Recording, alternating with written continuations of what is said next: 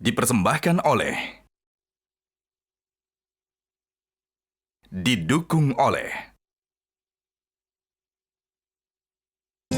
Terima kasih pemirsa, Anda masih bersama kami. Pak Adlin, kalau kita bicara mempersiapkan sumber daya insani, sumber daya manusia syariah, itu kan harus ada strategi yang jelas. Tadi sudah sempat Anda katakan ada bagian dari roadmap ya untuk mempersiapkan sumber daya manusia syariah.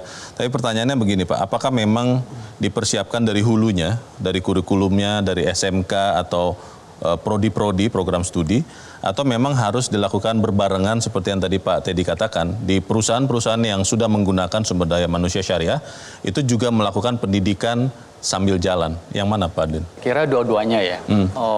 Kalaupun kita sudah mempersiapkan ya mulai dari SMK kemudian perguruan tinggi, tetap saja teknologi digital terutama terkait dengan keuangan syariah itu kan berkembang sangat pesat. Terus berkembang setiap hari. Iya. Kalau tadi Pak Adlin untuk kekurangan digital talent itu Pak, itu kan angkanya baru terpenuhi sekitar sepertiga ya dari kebutuhan. Itu ada upaya akselerasi tidak untuk mempercepat suplai sumber daya manusia syariah yang juga sudah digital savvy Pak Adlin? Iya, makanya di program Dudika itu kita ajak sebanyak mungkin industri atau dunia kerja yang memang membutuhkan ya graduate dari keuangan syariah ini supaya update terkait teknologi digital itu bisa berbarengan gitu. Karena saya kira digitalisasi ini kan hanya mengotomatisasi kan sebenarnya. Yang penting itu adalah pemahaman mereka yang bisa mereka gunakan ketika masuk di pasar kerja itu. Oke, terima kasih Pak Adlin. Pak Teddy, terkait dengan kualitas sumber daya manusia ekonomi syariah, itu kan tadi Anda sudah sempat katakan, ada juga sertifikasi yang harus dilakukan. Kalau BUMN Pak, strateginya menunggu bola datang, lulusan-lulusannya datang ke BUMN, atau yang tadi lebih banyak yang Anda sudah katakan, BUMN juga mengupgrade sendiri kemampuan dari digital talent ekonomi syariahnya?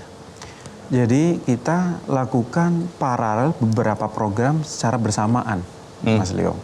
Contoh, akhir tahun lalu kita ada program namanya Magang Santri. Magang Santri? Magang Santri. Apa Jadi itu, Pak? santri-santri itu yang berada di sekolah tinggi Islam, ini kita berikan kesempatan magang. Waktu itu ada sekitar 300 orang. Di BUMN ya? Di BUMN, di Pegadaian itu ada sekitar 300 orang. Salah satunya ya, di Pegadaian. Jadi yang kita lakukan, kita minta kepada teman-teman ini, para santri-santri ini, yang kebetulan juga mahasiswa di sekolah tinggi Islam, kita berikan kesempatan, mereka masuk sebagai tenaga magang, dan yang mereka lakukan itu apa? Mempromosikan kurs syariah. Kredit usaha rakyat syariah? Syariah. Oke. Jadi ini salah satu respon yang kita dapat dari teman-teman itu, mereka sangat bersyukur sekali mendapat kesempatan ini. Dan juga ini sesuai dengan apa yang mereka pelajari di kuliah. Sehingga inilah salah satu bentuk dari linkage yang coba kita bangun. Jadi mereka belum lulus, tapi kita berikan kesempatan.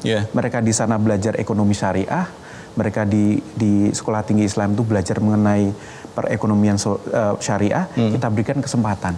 Dan benar-benar mereka itu mengaplikasikan apa yang mereka pelajari di bangku kuliah. Di sisi BUMN, di sisi Pegadaian kita senang sekali.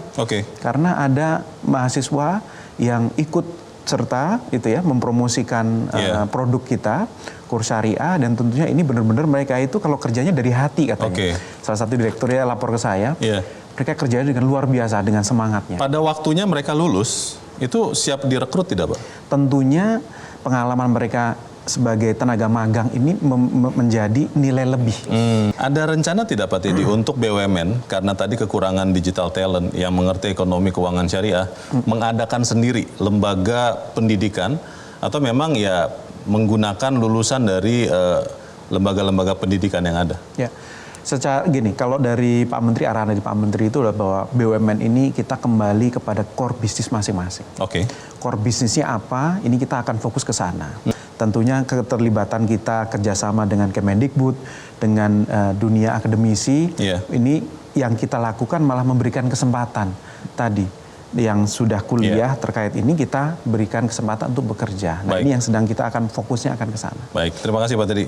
Pak Bambang, kalau untuk kompetensi Pak, standar kompetensi, itu sebenarnya seperti apa ya untuk sumber daya manusia syariah ini? Apakah memang belum, sedang dibuat, atau bagaimana Pak? Mungkin standar kompetensi yang ada, paling tidak di Indonesia itu mungkin belum cukup untuk memenuhi kebutuhan di industrinya. Ya.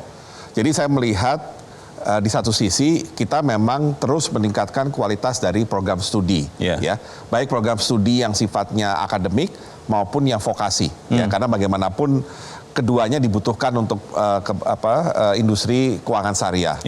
Nah, tetapi memang ketika kita bicara sektor keuangan itu dibutuhkan kompetensi-kompetensi khusus, ya, yang tadi saya katakan bisa dipenuhi kalau kita punya program sertifikasi yang bagus. Nah, untuk dapat sertifikasi tentunya harus ada lembaga sertifikasi profesinya. Nah, menurut saya ini salah satu PR penting bagi pengembangan industri keuangan syariah.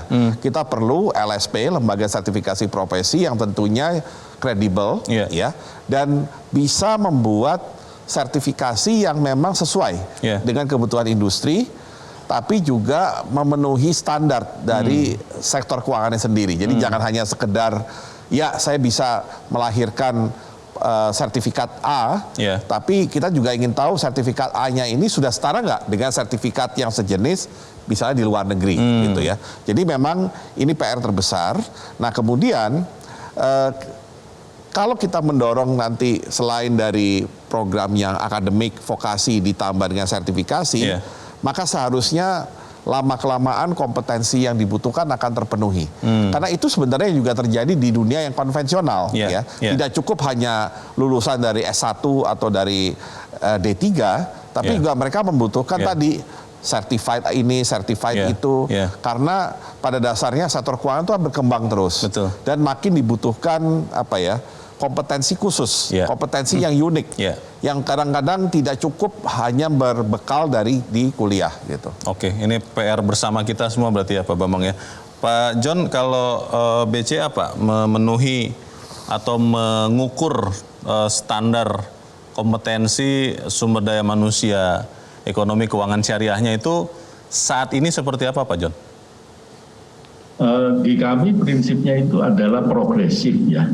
Jadi kami memiliki yang namanya modul-modul untuk technical skill dan juga modul-modul untuk soft skill. Terkait dengan modul-modul technical skill, contohnya ya, misalnya pelaporan ya, kemudian kita ada manajemen risiko, ketentuan perbankan syariah gitu ya. Dan yang di syariah kita juga sudah memiliki e-learning modulnya kurang lebih sekitar 30. In addition daripada ketentuan-ketentuan daripada perbankan secara umum ya. Kemudian kalau yang soft skill itu ya tentu saja decision making, leadership dan lain sebagainya. Nah, ke depan ini memang akan ada yang namanya future skill yang dibutuhkan untuk diperbankan ya. Ada 12 di sini. Ya mungkin ini nanti kita akan juga kembangkan di BCA ya. Ini adalah future skill yang dibutuhkan untuk masuk ke industri keuangan secara umum ya.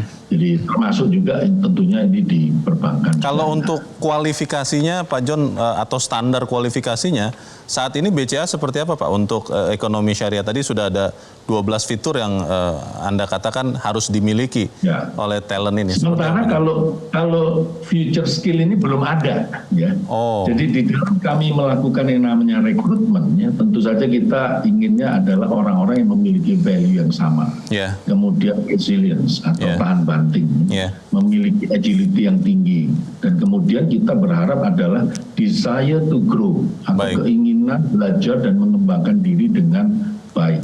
Saat ini Pak John, cukup tidak BCA meningkatkan sendiri kemampuan dari sumber daya manusia syariahnya, atau memang perlu dukungan dari kementerian mungkin atau dari pihak lain Pak John?